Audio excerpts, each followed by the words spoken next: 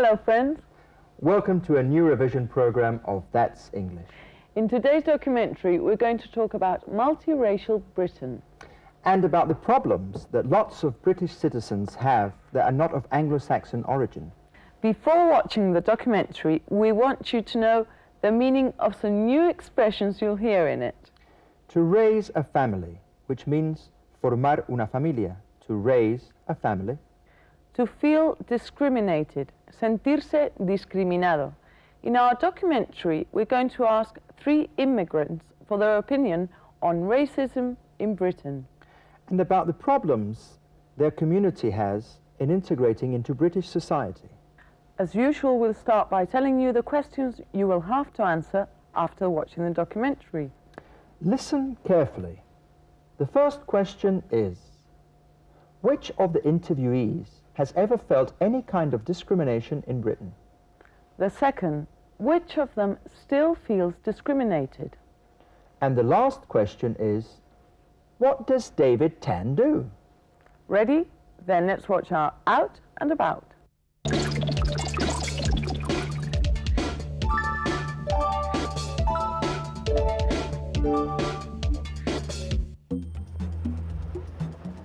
A walk around London is enough to realise that Britain today is a multiracial society. 4% of the population of the United Kingdom are not of Anglo-Saxon origin, although nearly half of them were born in Britain. But many of those new British citizens may have had problems to integrate into British society. Let's find out.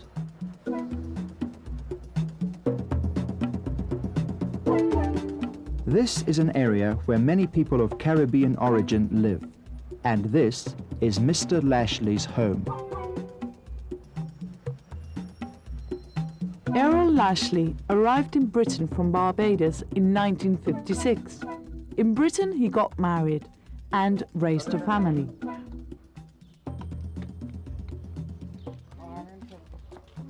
From what we could see, his is also a multiracial family.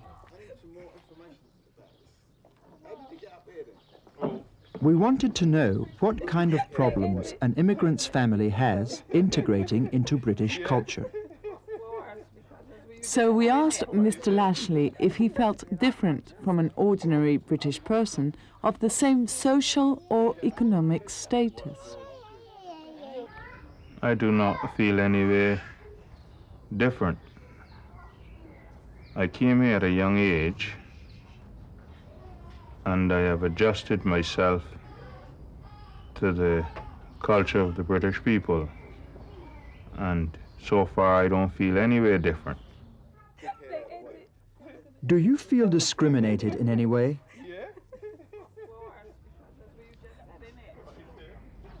No, not now. In the early days, I would say I feel a little bit discriminated. But after going through the process of life here, I think I have overcome that. And I do not allow it to get to me and create any problems.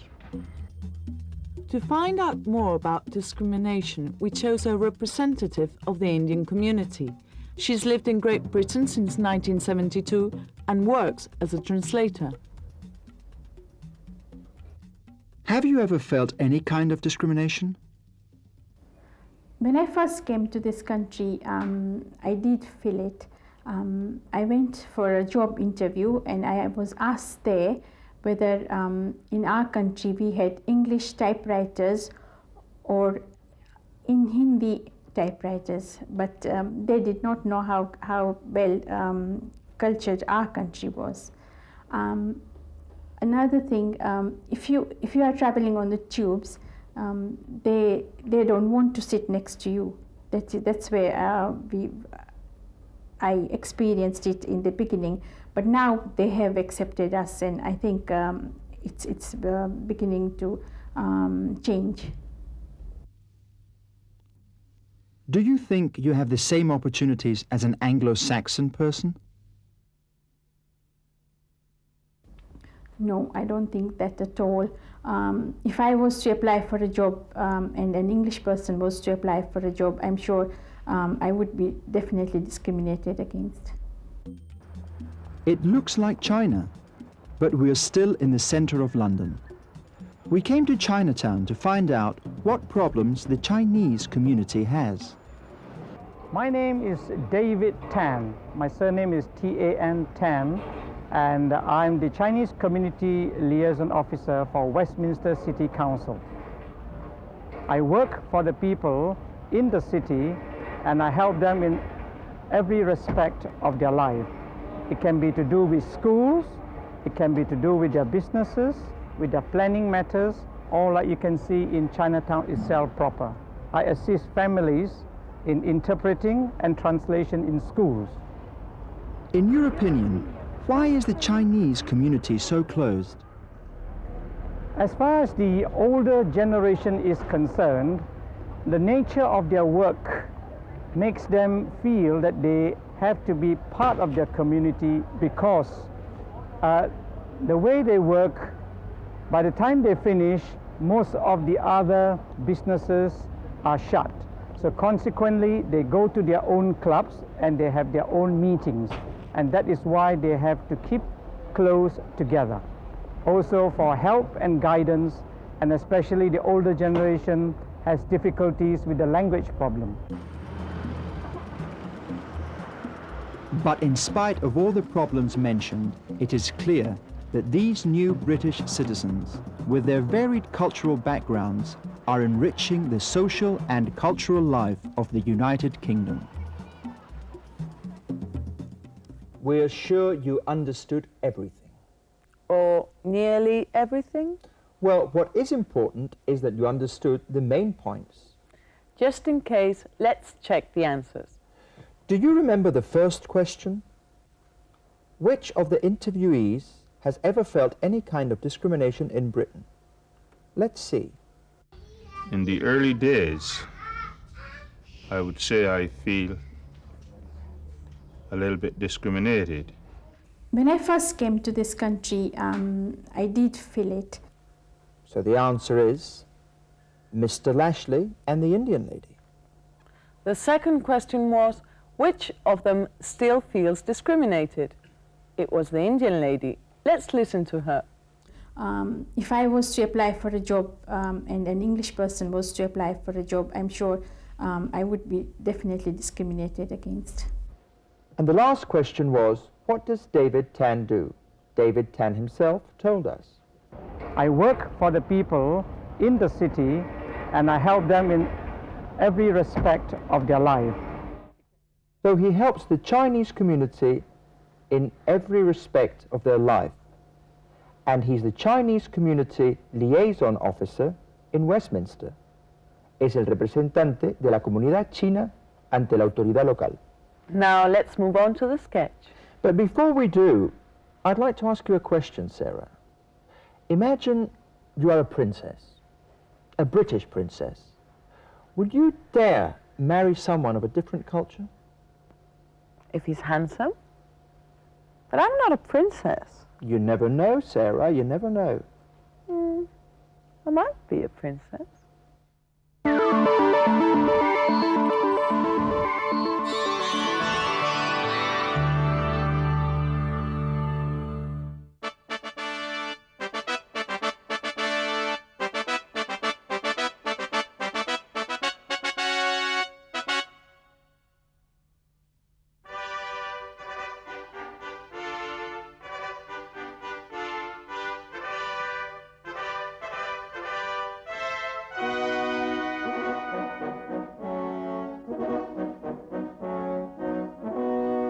Don't you like the show?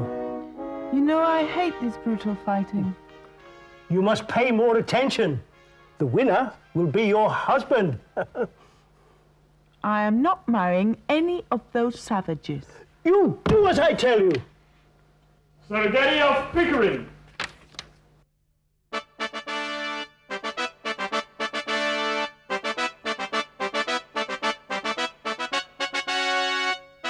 Your Majesty, my beautiful lady Sarah, In a minute, I'll beat the last knight in the joust.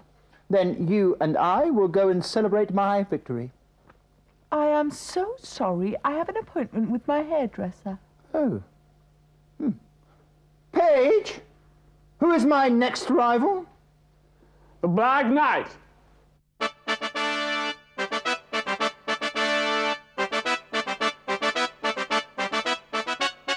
Who is that Black Knight? I am the Black Knight. Oh. But he's a colored knight. Yes, of course I am black. Any problems? Well, I thought the Black Knight was a white man dressed in black. Are you by any chance a racist? Oh, no. Sir Gary, this is the 10th century. This is a multiracial country, isn't it, Dad? True, true. I'll have no racial discrimination in my kingdom. Then you don't mind the color of my skin, do you? I'm a liberal woman. I don't care if you're black or white. Lady Sarah, next week I'm leaving for the crusade. We can marry when I return. Oh, just a minute. Lady Sarah is my fiancée. We're getting married next month. What? I'm not marrying you. Then will you marry me? I won't marry you either. I'll destroy you like a worm, you... Oh. You'll be dead in a minute. We'll see. Lady Sarah will marry me. No, she'll marry me. That's enough. I won't marry either of you. Tomorrow I'm leaving for Camelot to visit Uncle Arthur. But, dear daughter! No one will decide my future.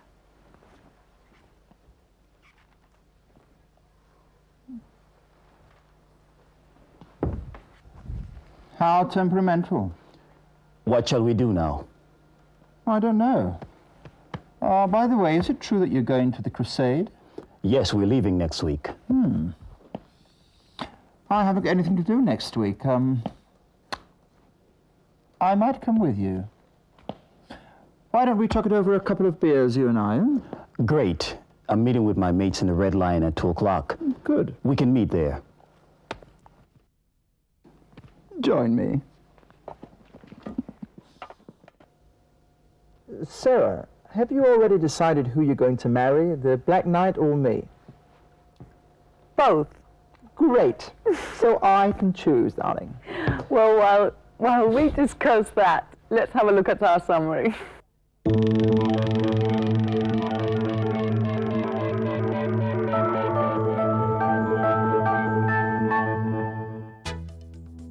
En esta unidad hemos aprendido a hablar sobre el futuro con diversos matices. Intenciones o planes futuros como, por ejemplo,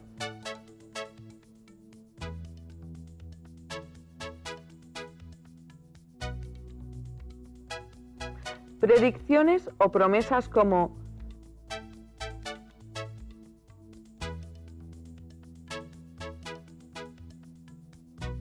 también hemos aprendido a expresar indiferencia o aprobación.